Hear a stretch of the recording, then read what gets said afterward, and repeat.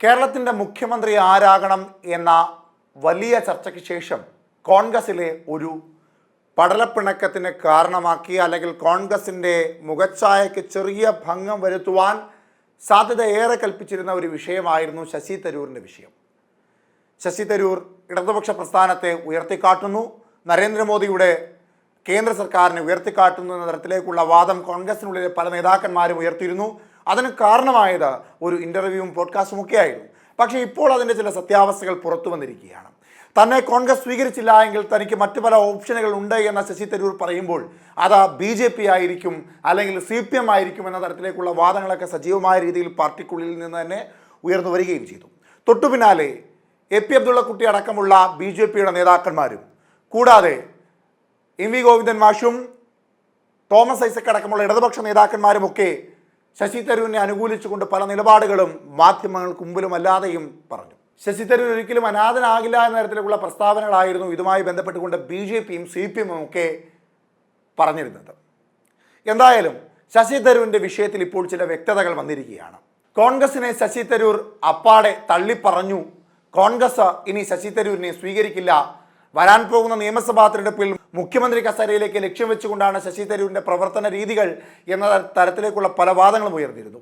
വരാൻ പോകുന്ന നിയമസഭാ തെരഞ്ഞെടുപ്പിൽ BJPയുടെയോ CPMൻ്റെയോ കാൻഡിഡേറ്റ് ആയിട്ടായിരിക്കും ശശി തരൂർ മത്സരിക്കുക എന്ന തരത്തിലേക്കുള്ള പല വാദങ്ങളും പല ഓൺലൈൻ മാധ്യമങ്ങളിലും അല്ലാതെയും ഉയർന്നു വന്നിരുന്നു. എന്നാൽ ഇപ്പോൾ അതിനെല്ലാം ചുട്ട മറുപടി ലഭിച്ചിരിക്കുകയാണ്. അദ്ദേഹത്തിൻ്റെ പോഡ്കാസ്റ്റിൻ്റെ പൂർണ്ണരൂപം പുറത്തു വന്നതോടുകൂടി കോൺഗ്രസ് ആണ് തന്നെ രാഷ്ട്രീയത്തിൽ എത്തിച്ചതെന്നും ആരെയും ഭയമില്ലെന്നും ഡോക്ടർ ശശി തരൂർ പറയുകയുണ്ടായി. കേരളത്തിൻ്റെയും ഭാരതത്തിൻ്റെയും വികസനമാണ് ഉദ്ദേശമെന്നും ഇന്ന് പുറത്തു വന്ന വിവാദ പോഡ്കാസ്റ്റിൻ്റെ പൂർണ്ണരൂപത്തിൽ അദ്ദേഹം വ്യക്തമാക്കുകയും ചെയ്തു. രാഷ്ട്രീയത്തിന് അതീതമായി സംസാരിക്കുമെന്നാണ് പക്ഷം. കോൺഗ്രസിലെ സ്വതന്ത്ര നിലപാടുകാരനാണ് താൻ. എന്തു പറഞ്ഞാലും എതിർക്കാനും വിമർശിക്കുവാനും സ്വന്തം പാർട്ടിക്കുള്ളിൽ തന്നെ ആളുകളുണ്ട്. അതേക്കുറിച്ചൊന്നും പറഞ്ഞിട്ട് കാര്യവുമില്ല. കോൺഗ്രസ് പാർട്ടിക്ക് ഐക്യം നല്ലതാണ്. പാർട്ടിയെ നോക്കി മാത്രം ആളുകളുടെ വോട്ട് കിട്ടുമെന്ന് കരുതിയാൽ കോൺഗ്രസിന് വീണ്ടും പ്രതിപക്ഷത്തു തന്നെ ഇരിക്കേണ്ടി വരുമെന്നും തരൂർ വിമർശിക്കുന്നുണ്ട്. കമ്മ്യൂണിസ്റ്റുകാർ എല്ലാ കാര്യത്തിലും പഴഞ്ചന്മാരാണെന്നും 10-15 വർഷം പിന്നിലാണ് അവരെന്നും തരൂർ ആരോപിച്ചു. സ്വകാര്യ യൂണിവേഴ്സിറ്റി എന്ന ആശയത്തെ ആദ്യം അവർ എതിർത്തിരുന്നു, ഇപ്പോൾ അനുകൂലിക്കുന്നുവെന്നും തരൂർ ഉദാഹരണമായി ചൂണ്ടിക്കാട്ടി. രാജ്യ താൽപര്യത്തിന് അനുസരിച്ചാണ് അഭിപ്രായം പറയുന്നത്. കേരളത്തിൻ്റെ വിഷയത്തിൽ വ്യാപൃതനാവണമെന്നാണ് ആഗ്രഹം. സ്വന്തം പാർട്ടിക്കാരുടെ വോട്ട് കൊണ്ട് മാത്രം ജയിക്കാനാവില്ല എന്നും ആളുകളുടെ മനസ്സിൽ താനുണ്ടെന്നും പബ്ലിക് ഒപ്പീനിയൻ പോൾസ് അത് വ്യക്തമാക്കിയിട്ടുണ്ടെന്നും തരൂർ പറയുന്നുണ്ട്. BJP തൻ്റെ ഓപ്ഷനല്ല, BJPയിൽ ചേരുന്നത് മനസ്സിലേയില്ലെന്ന് പറഞ്ഞ തരൂർ താൻ കോൺഗ്രസ്സുകാരനാണെന്ന് ഉറപ്പിക്കുകയും ചെയ്യുന്നു. ഉള്ളിൽ ജനാധിപത്യമുണ്ടെന്ന് അറിയിക്കാനാണ് പാർട്ടിക്കുള്ളിൽ മത്സരിച്ചത്. ഇന്ത്യ സഖ്യത്തിൻ്റെ വില ലോക്സഭാ തെരഞ്ഞെടുപ്പിലാണ് ഉണ്ടാവുക. അല്ലാത്ത ഘട്ടത്തിൽ വിലയില്ല. കാരണം എല്ലായിടത്തും ഇന്ത്യ സഖ്യത്തിൻ്റെ എതിരാളി BJP അല്ലെന്നും ശശി തരൂർ പറയുന്നുണ്ട്. വിവേകാനന്ദ ഭക്തനാണ് താൻ. ഹിന്ദുമതത്തെ മറ്റ് മതവിശ്വാസങ്ങൾക്കെതിരെ ഉപയോഗിക്കുന്നത് അസ്വീകാര്യമാണ്. ഭരണഘടന മാറ്റി ഹിന്ദു രാഷ്ട്രം രൂപീകരിക്കണമെന്നത് അംഗീകരിക്കാനാവില്ലെന്നും ശശി തരൂർ കൂട്ടിച്ചേർത്തു.